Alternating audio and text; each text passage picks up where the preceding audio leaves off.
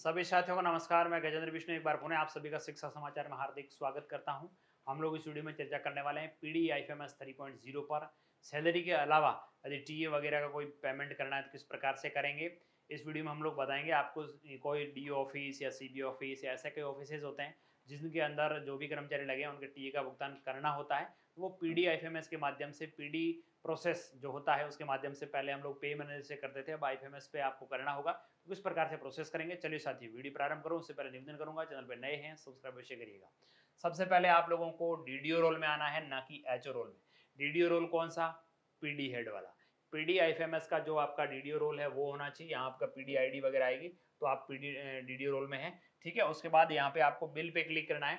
जैसे ही बिल्स पे क्लिक करते हैं तो साथियों बिल रिक्वेस्ट, यहाँ पे बहुत सारे salary bill, MIS bill, status, बहुत सारे ऑप्शन आ रहे हैं। यहाँ पीडी पेमेंट एडवाइस के थ्रू आपको पेमेंट करना है, तो PD payment advice other beneficiary यहाँ पे क्लिक करेंगे। तो यहाँ पे जैसे क्लिक करेंगे तो यहाँ दो ऑप्शन खोलते हैं। बिल रिक्वेस्ट, पहले सबसे पहले बिल रिक्वेस्ट पे क्लिक करेंगे।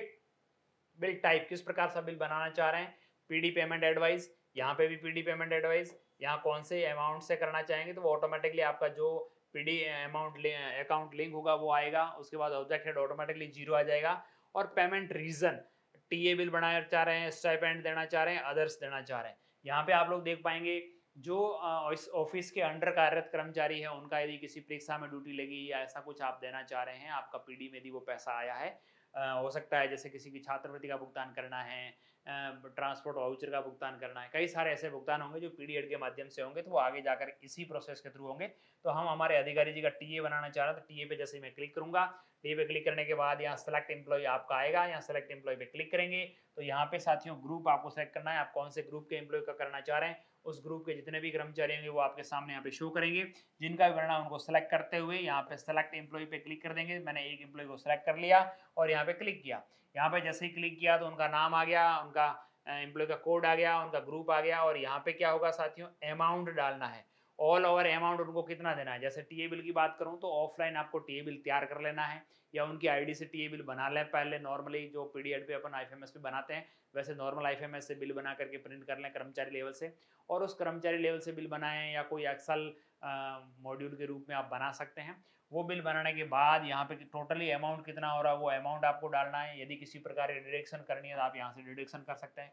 डिडक्शन केवल इनकम टैक्स एक ही आ रहा है, आप करना चाहें तो कर सकते हैं, वरना कोई बात नहीं। उसके बाद उसके संबंध में आपको डॉक्यूमेंट्स डालने हैं, जो भी डॉक्यूमेंट हो वो डॉक्यूमेंट आप यहाँ पे डालेंगे। और वो डॉक्यूमेंट डालने के बाद आप लोग यहाँ पे सबमिट पे क्लिक करेंगे। जैसे सबमिट पे क्लिक करेंगे कंफर्म मांगेगा, यस करिएगा, सबमिट हो जाएगा। सबमिट होने के बाद अगला ऑप्शन आएगा बिल लिस्ट, ये आपका बिल बन चुका।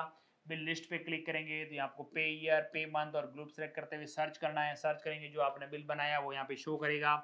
यहाँ पे आप लोग उसका इनर आउटर देख सकते हैं। उसके बाद आपको यहाँ ब्लू कलर के अंदर बिल नंबर दिखेंगे, उस बिल नंबर पे क्लिक करेंगे।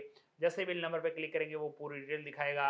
यहाँ पे आपको डॉक्यूमेंट अपलोड करना है, यहाँ पे जो आप डॉक्यूमेंट अपलोड करेंगे वही ट्रेजरी में दिखेंगे। जैसे इनका 1,21,000 रुपये का बिल है, डिडक्शन 0 हुआ, टोटल है वो टीए बिल है। और यहाँ ब्राउज मैंने किया और प्रोसेस पे क्लिक किया।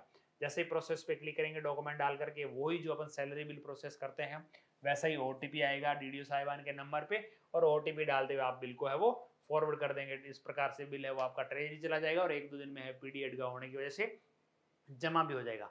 नॉर्मल आईएफएमएस से करते हैं तो वहाँ ट्रेजरी के थ्रू ईसीएस नहीं होता, लेकिन पीडीएड का पेमेंट है वो जल्दी हो जाता है।